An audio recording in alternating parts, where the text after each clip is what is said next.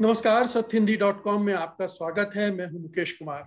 दोस्तों, पश्चिम बंगाल में ममता बनर्जी ने तीसरी बार सत्ता की बागडोर संभाल ली है। वो मुख्यमंत्री बन गई हैं और मुख्यमंत्री बनते ही उन्होंने जो सबसे बड़ा सवाल पूरे देश भर में उठ रहा था कि चुनाव बाद राजनीतिक हिंसा हो रही थी, उसमें लोग मारे जा रहे थे, उसको रोकने के लिए उन्होंने कुछ कदम उठाने की घोषणा की है।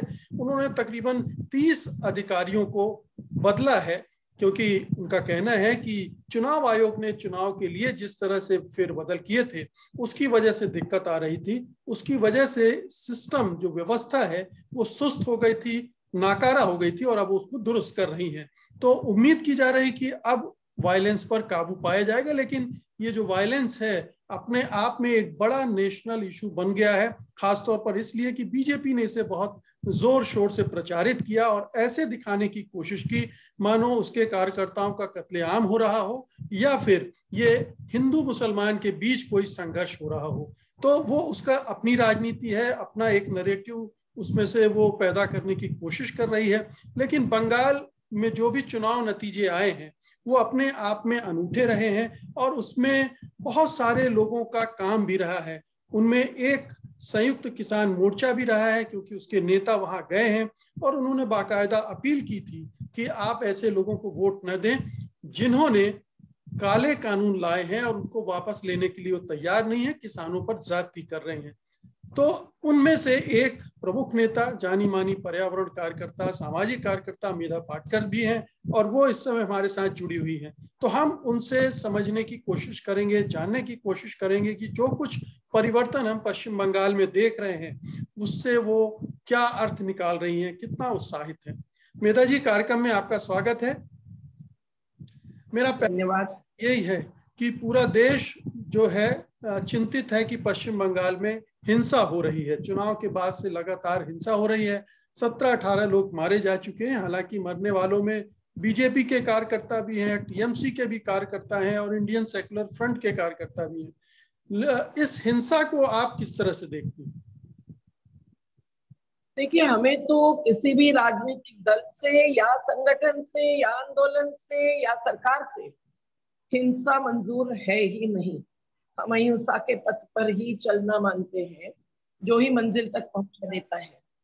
लेकिन ये अपेक्षा नहीं थी कि तृणमूल को इतने बड़े पैमाने पर जीत मिलने के बाद तत्काल हिंसा शुरू हो, और वो भी कब, जबकि मुख्यमंत्री ममता बनर्जी ने अपना पद भी नहीं संभाला था और इसलिए पुलिस प्रशासन चुनाव आयोग से नियुक्त अधिकारियों के ही हाथ में था। तो ये बात की पूरी जिम्मेदारी उन पर तो नहीं डाली जा सकती है। इन बंगाल की राजनीति में हिंसा कोई नई बात नहीं है। ये हिंसा कभी इस पार्टी से कभी उस पार्टी से जो भी होती रही है, हमने हर बार इसका धिक्कार किया है। इस बार की विशेषता ये है कि चुनाव के दौरान जो रणभूमि बनाई गई थी बंगाल के चुनाव की, और उसमें प्रधानमंत्री स्वयं मुख्यमंत्री नहीं बनना चाहते थे, लेकिन किसी को बनने नहीं देना चाहते थे, इसीलिए आए थे उतरकर। और उनके तमाम नुमाइंदे, जिसमें कैलाश विजयवर्गीय जैसे मध्य प्रदेश में जिन्होंने कभी अधिकारियों को पीटा है, जिनके बेटे ने जेल भुगती है उसी कारण, और घोटालों में भी उनका नाम है, अभी वो जमानत पर है, लेकिन ऐसे भी लोग आए थे। अमित शाह खुद पर आए थे। तो उन्होंने जो हथियारें निकाली वो जनतांत्रिक चुनावी हथियारें केवल नहीं थी, वो एक चुनौती थी बंगाल की जनता के लिए जो उन्होंने स्वीकार की। और वो चुनौती थी हिंदू मुस्लिम विभाजन पर मतदान। और वो जो बीज बोया गया, मेरे ख्याल से उनको फसल तो नहीं मिली, लेकिन घास तो उगी जाता है जब बीज बोते हैं, और वो ही घास आज परेशान कर रहा है। उनके लिए आगे भी चलकर वो चरागाह साबित हो सकता है। मेरे ख्याल से अभी की जो हिंसा हुई है उसके निष्पक्ष तत्काल जांच गठित करनी चाहिए ममता जी ने, और वो होनी चाहिए। और तमाम धर्मनिरपेक्ष जो दल है उन्होंने भले चुनाव में एक दूसरे का सामना किया हो, अब तो अपनी एकता इस दिशा में ले जानी चाहिए कि कोई भी पार्टी हिंसा का आधार ले लेगी तो हम उसको मंजूर नहीं करेंगे, सबक सिखाएंगे, सजा देंगे। मेरे ख्याल से वही एक रास्ता है। ये दुखद है हम लोग श्रद्धांजलि अर्पित करते हैं। वो किसी भी पार्टी के हो, वो इंसान रहे हैं। और किसान मोर्चा की तरफ से शहादत तो वहां भी दी जा रही है, तो ये भी क्या शहादत मानी जाएगी? नहीं, ये हत्याएं हैं, हम इसका धिक्कार करते हैं। जी मेधा जी, अभी आपने चुनाव प्रचार का भी जिक्र किया। हमने देखा कि इस चुनाव में ये एक लोकतांत्रिक चुनाव से कहीं ज्यादा बढ़कर ऐसा लग रहा था कि कोई जंग हो रही है, कोई बहुत बड़ी जंग हो रही है। जंगे मैदान बना दिया गया पश्चिम बंगाल को, और किस भाषा में, कैसी भड़काने वाली, उकसाने वाली भाषा में चुनाव प्रचार हुए। दिलीप घोष जो कि बीजेपी के वहां पर प्रदेश अध्यक्ष हैं, उन्होंने कहा, पब्लिकली कहा कि चुनाव जीतने के बाद तृणमूल के लोगों को कुत्तों की तरह गोली मार दी जाएगी। अब इस भाषा में बहुत सारे नेताओं ने बहुत सारी चीजें कही। तो पूरे चुनाव में जो कुछ हुआ उसका कहीं ना कहीं तो नतीजा निकलना ही था। हम नहीं चाहते कि हिंसा हो, लेकिन जब इतनी हिंसा लोगों के अंदर भर दी जाएगी, माहौल में भर दी जाएगी, तो आप कैसे बचेंगे? मुझे लगता है कि इसलिए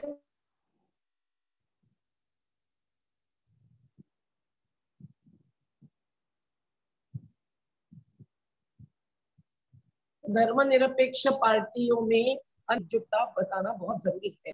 पूरे वो विश्वास ये वोट बैंक बनाने पर, और ये उन्होंने बना भी दी है कुछ हद तक। लेकिन ये आशा का किरण है कि बंगाल हो या केरल हो या तमिलनाडु हो, उसमें उन्होंने केवल धर्म भेद के नाम पर सत्ता पाई नहीं है। और जनता ने कहीं ना कहीं करारा जवाब दिया है, क्योंकि आज सब लोग देख रहे हैं कि अयोध्या में भी और वाराणसी में भी निचले स्तर के चुनावों में जो धरातल का स्तर होता है उसमें हार हो रही है भाजपा की। और मंदिर मस्जिद लोगों की जान नहीं बचा पा रहे हैं। लोग भले अपनी अपनी श्रद्धा जारी रखे, अपने अपने धर्म को जीवन प्रणाली में स्वीकार करें, लेकिन आज जरूरी है अस्पतालों की ट्रीटमेंट की ऑक्सीजन, जो ही लोगों को अब भगवान के रूप में देखने की इच्छा हो रही है। तो मुझे लगता है कि बंगाल में इन्होंने जो रणभूमि बनाई उसमें इन्होंने भरसक कोशिश की। मैं नंदीग्राम का ही उदाहरण लेना चाहूंगी, क्योंकि उस आंदोलन में हम सब लोग किसी पार्टी के पक्ष में नहीं पर जनता के साथ खड़े थे, विस्थापन के विरोध में खड़े थे, एक इंडोनेशिया की कंपनी को घुसपैठ करने के खिलाफ खड़े थे। और वहां कभी भी हिंदू मुस्लिम का भेद कभी भी लोगों के मन में या आंदोलन में नहीं उभर आया। लेकिन इस बार उन्होंने नंदीग्राम में वो शुभेंद्र अधिकारी जिसका भ्रष्टाचार विशेषता थी, लेकिन उन्होंने भी ये केवल धर्माचार की बात वहां एकदम उठाई, और उसी के आधार पर जो वोट उसने पाए हैं वो पूरे बंगाल में फैलते तो बहुत ही गलत बात होती। लेकिन अभी भी खतरा है, क्योंकि एक मुख्य विरोधी दल भाजपा बन गई है पहली बार बंगाल में। केरल में उनको प्रवेश तक नहीं मिला, धर्मनिरपेक्ष गुट आमने सामने होते हुए भी। लेकिन यहाँ क्या हुआ है कि वाम मोर्चा और तृणमूल के बीच में जो मनभेद भी है, मतभेद ही नहीं, मुझे लगता है उसके कारण तृणमूल के विरोध में उनके कई सारे लोगों ने, जो उनके ही नेताओं ने हमें कहा कि वो चले गए भाजपा में, या उनके वोट चले गए भाजपा में। और कहीं ना कहीं मुस्लिम बाहुल्य 88 में से 86 सीटें जब ममता बनर्जी के पार्टी को मिली, तो हिंदू बाहुल्य की सीटें कुछ बीजेपी को मिलकर उनकी एक घुसपैठ हो गई है आज की स्थिति में। इसीलिए वाम मोर्चा के सहित सभी धर्मनिरपेक्ष दलों को हमारा ऐलान है कि वो अपनी एकजुटता अगर अभी आने वाले 2 साल में बढ़ाएंगे नहीं, तो देश बेचने की बात हो, उसके खिलाफ देश बचाने की बात पर कोई भी यश सफलता आगे चलकर हासिल नहीं कर पाएंगे। और इसीलिए जरूरी है कि धर्मनिरपेक्षता को एक कॉमन मुद्दा बनाए, हिंसा के खिलाफ भी सब लोग मिलकर एक बयान दे दे, ये एक अच्छी शुरुआत होगी। और राष्ट्रीय स्तर पर ममता बनर्जी जैसी ही नहीं, उनके साथ साथ हेमंत सोरेन है, पिनराई विजयन है, जो सभी सांप्रदायिकता के खिलाफ है। उद्धव ठाकरे जी ने भी अब ये भूमिका ली है। तो मुझे लगता है राष्ट्रवादी कांग्रेस है, और कांग्रेस उनका स्थान अभी कम हुआ होगा, लेकिन उनकी परंपरा बहुत लंबी है। इन सब लोगों ने एकत्रित होकर कुछ ना कुछ निर्णय लेना जरूरी है।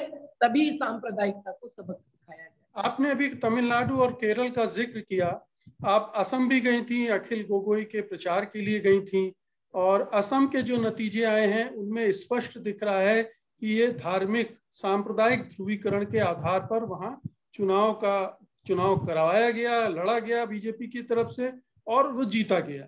स्पष्ट बहुत सारे आंकड़े सब इसी तरफ इशारा करते हैं कि जो हेमंत बिश्व शर्मा कह रहे थे कि अगर कांग्रेस जीती या बदरुद्दीन अजमल जीते तो मुगल राज आ जाएगा और औरंगजेब का राज आ जाएगा, हमें मियाओं के वोट नहीं चाहिए, ये तमाम तरह की चीजें करके उन्होंने ये हथकंडे इस्तेमाल किए और उसकी वजह से वो फिर से सरकार बनाने में कामयाब हो गए। तो देश में ऐसा नहीं है, दो तरह की धाराएं चल रही हैं, कहीं से अच्छे संकेत मिल रहे हैं, कहीं से इस तरह के संकेत मिल रहे हैं जो असम में है, या पश्चिम बंगाल में भी बीजेपी का इतना ताकतवर हो जाना, 3 से 77 सीटों पर पहुंचना, इसे कैसे देखेंगे आप?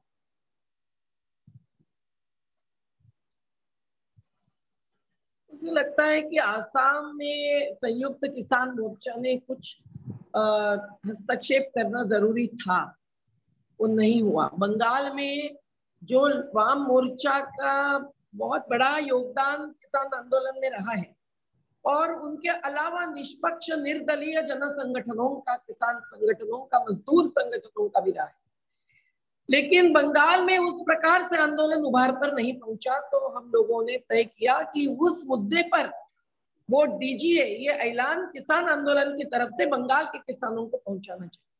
मेरे ख्याल से उसकी जरूरत आसाम में भी थी।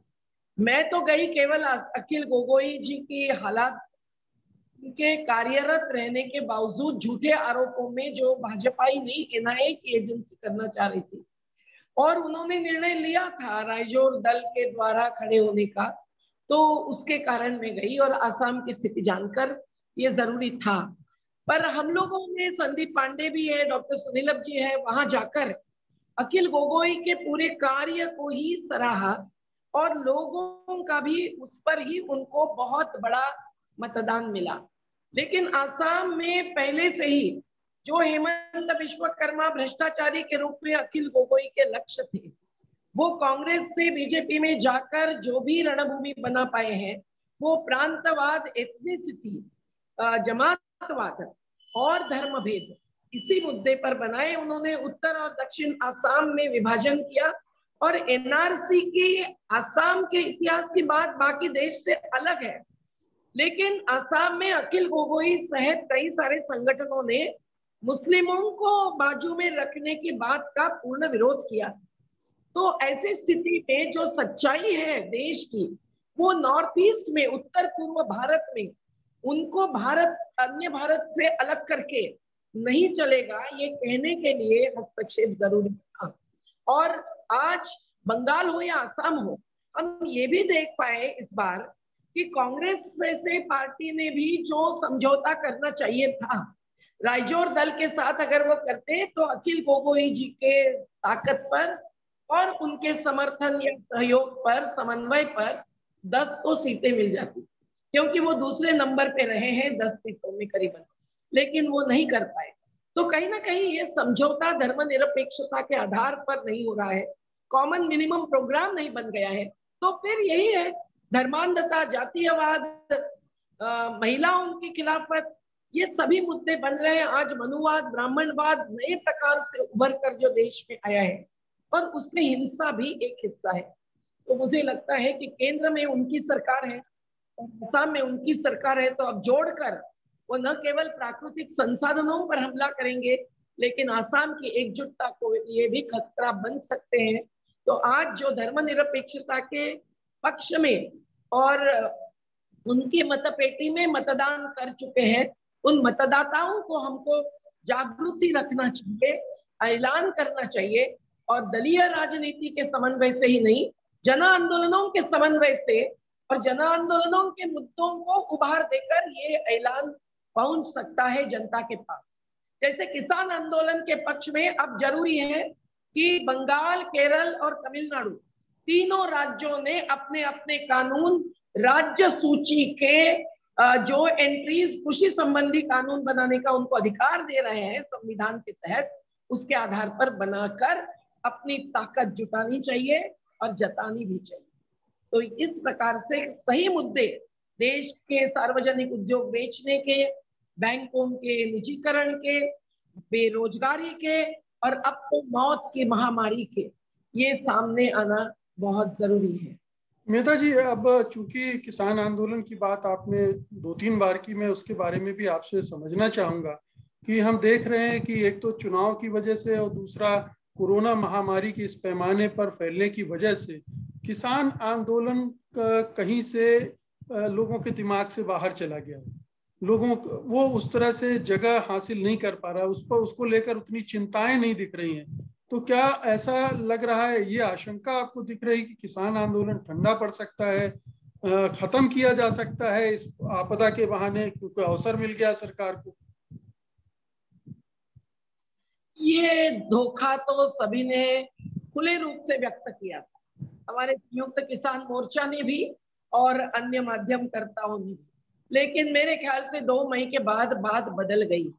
भाजपा को अभी समझना चाहिए कि किसान और मजदूरों की अवमानना से वो अपना मतदान नहीं पाएंगे, और वो अगर योगदान देना चाहते हैं तो अभी भी तत्काल चर्चा करके ये 3 कानून, किसान विरोधी बिजली बिल और पराली संबंधी कानून वापस लेना, और 4 संहिता खत्म करके आजादी आंदोलन से निकले हुए श्रमिकों के पक्ष के 29 कानून जो उन्होंने निरस्त किए हैं उनको फिर से लागू करना, यही रास्ता होगा। नहीं तो 2024 तक ये आंदोलन जारी तो रहेगा ही, पर पूरे देश भर फैल गया है।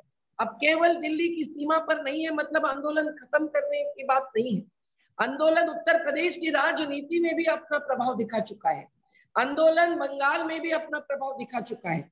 वो भले संयुक्त किसान मोर्चा के सभाओं से केवल नहीं, लेकिन आम रूप से भाजपा का जो अजनतांत्रिक रवैया है, जो संविधान को कुचलने की बात है, ये सब अब सामने आई है।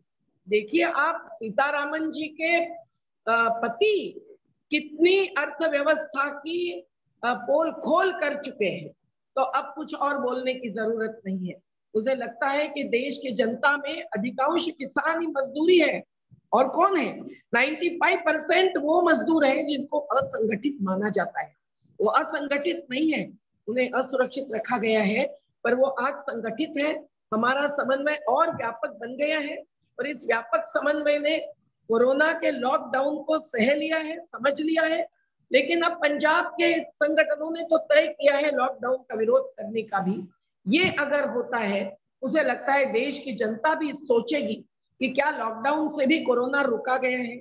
और अगर आज ट्रीटमेंट नहीं मिल रही है, ऑक्सीजन नहीं मिल रहा है, तो प्रकृति के साथ की खिलवाड़ी नहीं, अर्थव्यवस्था के साथ की निजीकरणवादी खिलवाड़, ये भी उसका कारण है, जिस पर हमला करना जनता ने तत्काल करना जरूरी है।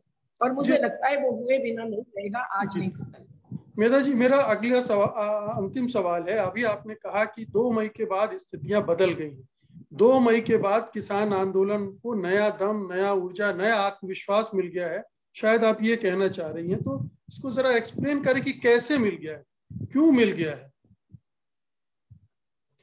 देखिए कि राजनीति में दलीय राजनीति होती है और निर्दलीय यानी जन आंदोलनों की संसद बाह्य राजनीति।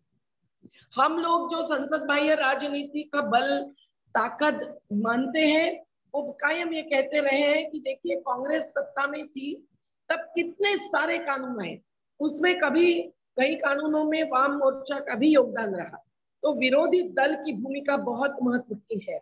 लेकिन आज विरोधी दलों ने इन जन आंदोलनों की राजनीति का साथ देना, ये भी बहुत महत्व की बात है। अगर ये नहीं होगा तो कौन विरोधी दल में है, वो विधानसभा लोकसभा में कितने सवाल उठाने का अवकाश पाएंगे, उनको क्या जनतांत्रिक न होते हुए केंद्र की सरकार जवाब भी देगी? वो तो अपनी कंपनीकरण को, विदेशी पूंजी और बाजार को आगे बढ़ावा देने में लगी है, कोरोना ग्रस्तों के नाम पर भी। तो आज ये बहुत जरूरी है, और मुझे लगता है कि ये ऊर्जा तब भी आई है जबकि उनकी चाल ये रही कि ठीक है, हम इस आंदोलन को नजरअंदाज करेंगे, इनको जवाब नहीं देंगे, हम जाएंगे बंगाल में भागकर। और दिल्ली की सीमा पर पहुंचना मुश्किल था क्या?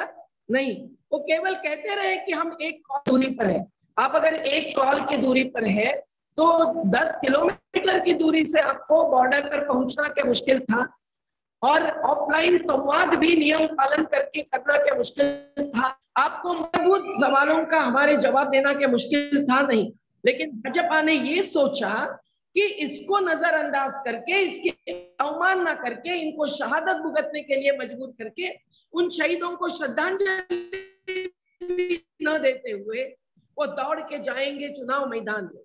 तो आंदोलन का जो रण मैदान है उसको बरकरार रखते हुए फिर संयुक्त किसान मोर्चा ने निर्णय लिया कि हम भी उनके पीछे वहां पहुंचेंगे। और मुझे लगता है हमारी सभाएं उनकी सभाओं के जैसी बड़ी नहीं हुई, इसलिए कोरोना फैलाने के आरोप हमारे ऊपर तो नहीं लग सकता है। लेकिन हमारे जो संदेश गए, किसानों के तरफ से जो ऐलान गया, राकेश टिकैत जी से लेकर योगेंद्र यादव जी से लेकर हम सब लोग जो यहाँ पहुंचे, उसमें वाम मोर्चा के किसान संगठनों के भी साथी थे और वो कभी कई जगह पहुंचे और हर जगह उसका असर देखने जरूर मिला है। तो नंदीग्राम भी एक हिंदू मुस्लिम की रणभूमि बन जाने सिवाय दिल्ली जैसी हिंसा की तरफ बढ़ा।